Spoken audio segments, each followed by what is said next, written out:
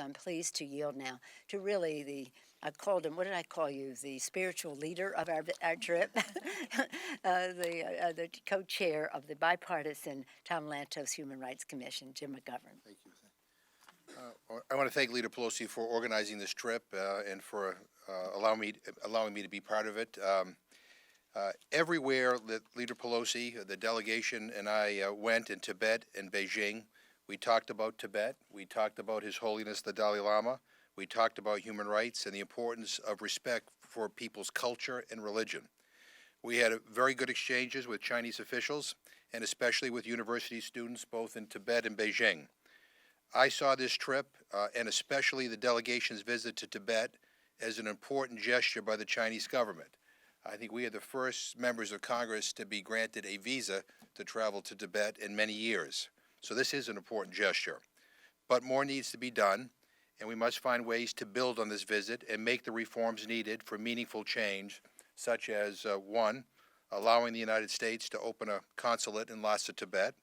Two, allowing more members of Congress, more journalists, more members of parliament from other nations, and more people in general, including members of the Tibetan community here in the United States, to travel freely to Tibet. And three, renewing the dialogue with the Dalai Lama to resolve long-standing issues of Tibetan autonomy, religious practice, culture, and heritage. I believe that His Holiness the Dalai Lama is part of the solution, not the problem, to resolving the issues confronting Tibetan autonomy. You know, one of the things that concern me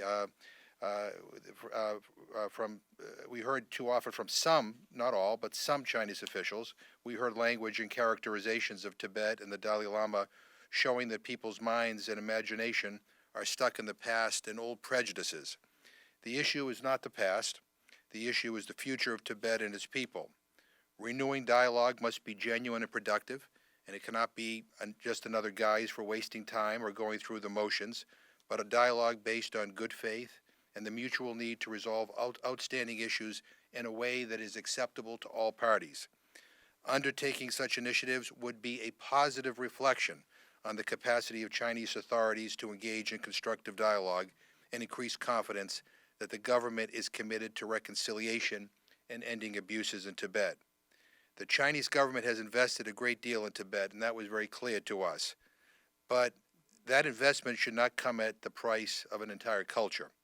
You cannot confine a people's culture and heritage, their very sense of identity, to a museum or a market of handicrafts.